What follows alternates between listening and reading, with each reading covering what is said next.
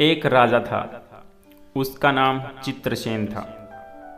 उसका महल गोदावरी के किनारे था। महल में कई नौकर नौकरानियां थे। उन नौकरों में से एक का नाम समर्थ था। वह राजकुमारी की सेवा किया करता था। राजकुमारी का नाम था नंदिनी। वह जितनी सुंदर थी उतनी ही अकड़ू स्वभाव की भी थी। एक दिन की बात है, प्रातःकाल का समय था। नंदिनी महल के साथ लगे हुए बाग में से फूल तोड़ने गई। समर्थ भी उसके साथ था।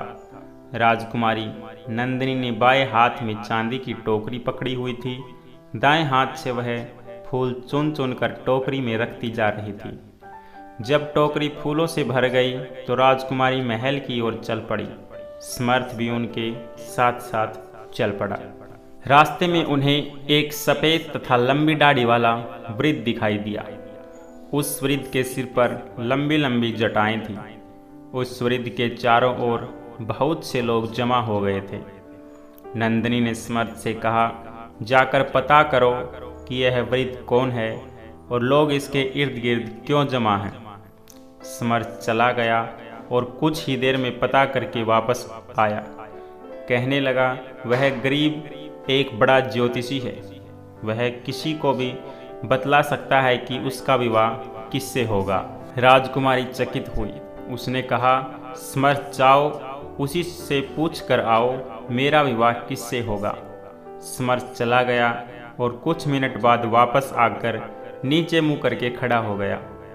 नंदिनी ने पूछा, क्या हुआ? ज्योतिष महाराज ने क्या कहा? समर्थ ने डरते डरते कहा, ज्योतिषी ने ऐसी बुरी बात बताई है कि मैं आपके सामने कह नहीं सकता। राजकुमारी ने क्रुद्ध होकर कहा, तुम्हें बतानी होगी। समर्थ बोला, ज्योतिषी ने ऐसी बात कही है कि मैं उसे जबान पर नहीं ला सकता। नंदिनी का पारा चढ़ गया। तुम्हें बताना होगा कि उसने क्या कहा। यह मेरी आज्ञा है। समर्थ ने कहा, आपकी आज्ञा है तो बताता हूँ। ज्योतिषी ने कहा कि आपका विवाह मुझसे होगा, यानी राजकुमारी नंदिनी का विवाह समर्थ से। बदतमीज! नंदिनी को गुस्सा आ गया। मुझसे ऐसी बात कहने का तुम्हें साहस कैसे हुआ? इतना कहते कहते राजकुमारी ने फूलों से भरी चांदी की टोकरी समर्थ के माथे पर दे मारी। फिर वह मुंह फेर कर पैर पटकते हुए राजमहल को चली गई। चांदी की टोकरी माथे के साथ टकराने से समर्थ के मस्तक पर घाव हो गया और लहू बहने लगा। उसे भी गुस्सा आ गया। उसने कहा, राजकुमारी होगी तो अपने घर की होगी। मन में इतना कहकर वह अपना सामान बांधकर दूसरे देश की ओर चल पड़ा। कई दिन पैदल चलने के बाद समर्थ एक पड़ोस के नगर में जा पहुंचा। वहां उसने एक सेठ के यहाँ नौकरी कर ली।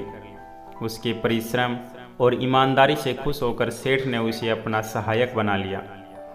कुछ दिन बाद वहां के राजा का स्वर्गवास हो गया। नीति के अनुसार लोग नया राजा चुनने के लिए एकत्र हुए। बहुत से राजकुमार और धनी साहूकार वहां आए। थोड़ी देर में बैंड बाजों के साथ बादशाही हाथी वहां आया। वह धीरे धीरे आगे बढ़ा। उसने एक एक करके सभी राजकुमारों और साहूकारों को देखा, परंतु रुका नहीं। वह बढ़ता बढ़ता समर्थ के पास आकर रुक गया। उसने पुष्पमाला समर्थ के गले में पहना दी। लोगों ने राजा की जय जयकार कर उठे।